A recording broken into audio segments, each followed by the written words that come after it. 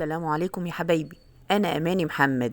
يلا بينا نعمل السجق البلدي في بيوتنا بطريقة سهلة وبسيطة، أحسن وأنضف من الجاهز مليون مرة، لأنه هيكون أنضف وألذ وأطعم منه كمان. يلا بينا، اذكروا الله وصلوا على الحبيب، وما تنسوش تدعوا لإخواتنا ربنا ينصرهم. ويلا نشوف الطريقة ونقول بسم الله. بشتري الهنك اللي هو منبار الخروف من عند الجزار، بحطه في بولة وبنزل عليه بشوية من المية وعليهم معلقة كبيرة من الملح ونص معلقة صغيرة من الكربونات اللي بنحطها في الطعمية ومعلقة كبيرة من الدقيق، وبعصر كمان ليمونة كبيرة وهنقعه لمدة ربع ساعة. ما بحطش خل في محلول النقع نهائي، المحلول ده هيساعدك في التخلص من أي بواقي من بواقي التنظيف موجودة عليه، وكمان هيساعدك في التخلص من أي ريحة موجودة فيه. بقسمه الأجزاء بالمقص علشان أسهل على نفسي عملية التنظيف كمان، وبملاه بالمية أكتر من مرة وأفضيه علشان ينضف معايا من بره وجوه. ومعايا بولة تانية حاطة فيها شوية مية ومعلقة من الملح وعصرة فيها ليمونة، واللي بنضفه من الهنك بنقعه فيها. هخلص تنظيف الهنك كله وانقعه في المحلول ده لمدة ربع ساعة كمان، وبعد ربع ساعة هاخده من تاني تحت الحنفية وأشطفه جزء جزء من تاني تحت الحنفية، وبكده يبقى الهنك معانا نضيف تماما. ومش معقول اللي بتشتريه من المحلات هيكون بالنظافة دي يا ست الكل. وادي الهنك بتاعنا ما شاء الله بقى فل شمعة منورة، ولازم نحطه في طبق او في بولة فيها مية علشان ما ينشفش معانا واحنا بنشتغل بيه. معايا بقى 2 كيلو لحمة جايباهم من عند الجزار، ودي لحمة حمرا من غير دهن، وجايبه كمان كيلو دهن من عند الجزار وخليته فرمهولي. السجق اللي بتشتريه من المحلات بيكون معظمه دهن، لكن احنا طبعا مش هنحط كميه الدهن دي كلها. انا هكتفي ب 200 جرام لكل كيلو من اللحمه، يعني انا ضفت 400 جرام من الدهن ل 2 كيلو من اللحمه. اما باقي كميه الدهن هحطها في كيس تلاجة وافردها بالشكل ده واحفظها في الفريزر عندي، وبستخدمها طبعا في اغراض كتيره في الطبخ، منها مثلا المحشي او كفته الحاتي او شوربه العدس وغيرهم كمان. ولو حابة بقى تضاعف الكمية هتنقعي كوباية من فول الصويا في 4 كوبايات من المية، ولما الفول يشرب المية تماما صفيه كويس جدا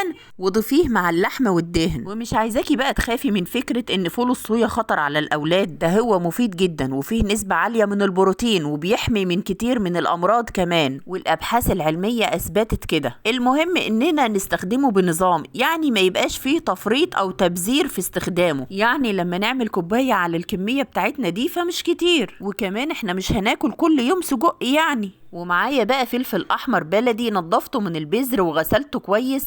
انا هضيف ل 2 كيلو من اللحمه نص كيلو من الفلفل الاحمر وعليهم 2 قرن فلفل حار، والفلفل الحار هنا حسب الرغبه. ومقشره كمان راسين توم كده كبار هنضيفهم على الفلفل ونفرم الكل ده مع بعضه كويس جدا في الكبه، وهنزل بيهم على اللحمه بتاعتنا. ايوه حلو قوي كده. بهاراتنا بقى هتكون 2 معلقة كبيرة مليانة من الكزبرة الناشفة، وعليهم كمان 2 معلقة كبيرة مليانة من البابريكا، ومعلقة كبيرة مليانة من الفلفل الأسود، وعليهم معلقة من الكمون ونص معلقة من الزنجبيل أو الجنزبيل زي ما بنقول عليه. والجنزبيل هنا بيدي ريحة حلوة قوي وبيشيل أي روايح غير مستحبة. وهضيف كمان معلقة صغيرة من ال7 بهارات، ودي طبعا عملناها مع بعض قبل كده، هسيب لكم اللينك بتاعها في صندوق الوصف، وهتخلي لك ريحة السجق بتاعنا جنان. أما التركة الأخيرة ودي الأهم كمان، معلقتين كبار مليانين من بهارات السجق، ودي بتشتريها من عند العطار وتقولي له أنا عايزة بهارات سجق من اللي بياخدها الجزار. وآخر حاجة هضيفها هي معلقة ونص من الملح. وشوفي بقى يا ست الكل، يا إما بقى تقلبي الكل ده مع بعضه وتعجنيه عجنة كده متينة، يا اما بقى تعملي كده زي حالاتي وتاخديه في الكبه وتضربيه شويه شويه. انا بس عايزه اقولك ان الريحه والسجق لسه ني كده الريحه تحفه. خلطه البهارات اللي ضفناها عامله شغل جامد ومطلعه ريحه جنان. بعد ما اخلص فرم الكميه كلها هديلها عجنه بايدي علشان اضمن ان البهارات اتوزعت على اللحمه كلها، وكده الكل اختلط مع بعضه واتفرموا فرمه حلوه قوي. والقوام هنا ما شاء الله بقى ناعم، وتحسي ان اللحمه عامله خيوط بالشكل ده. الهنك بتاعنا لازم يكون محطوط في مية بالشكل ده، المية ما فيهاش ملح ولا اي حاجة. انا هستعمل القمع في حشو السجق بتاعنا، لكن لو عند حضرتك مفرمة ده طبعا هيسهل عليكي كتير.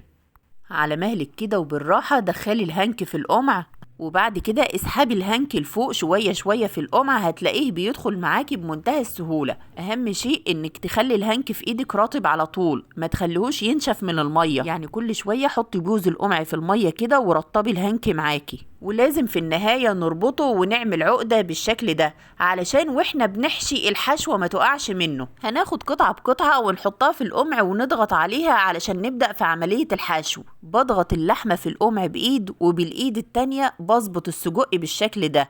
بضغط على اللحم واظبطه في قلب الهنك، واحاول اوزعه فيه توزيع متساوي، لان وانت بتضغطي على اللحمة ممكن تتكور في مكان معين، وبكده الهنك يتقطع منك بمنتهى السهولة. فلازم تنظميها اول باول، وحاولي ما تملهوش على الاخر علشان ما يتفتحش منك، يعني كده يكون في المعقول. وكمان وانت شغالة اثناء الحشو من وقت للتاني بلي ايدك بالمية ورطبي الهنك من عند بوز القمع بالشكل ده علشان الهنك ما ينشفش منك ويتقطع معاكي، وكمان يتسحب بسهولة من القمع. ولما بخلص حشو الجزء اللي معايا في القمع بسيب اخر كام سنتي فيه علشان اربطه واعمل عقدة، بلفها واربطها بالشكل ده، وبكده يبقى الهنك جاهز معايا.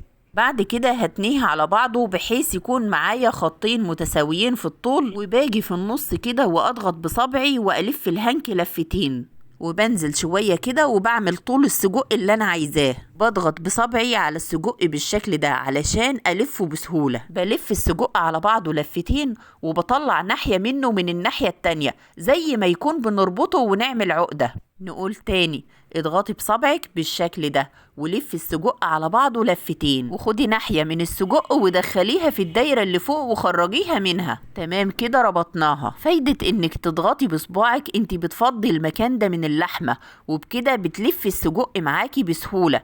لكن لو جربتي انك تلفيه من غير ما تضغطي هيتفتح منك واللحمة تخرج منه. وملحوظة تانية كمان، انك ما تمليش الممبار معاكي على الاخر بالحشوة علشان لما تيجي تضغطي ضغطة زي دي ما يتقطعش منك.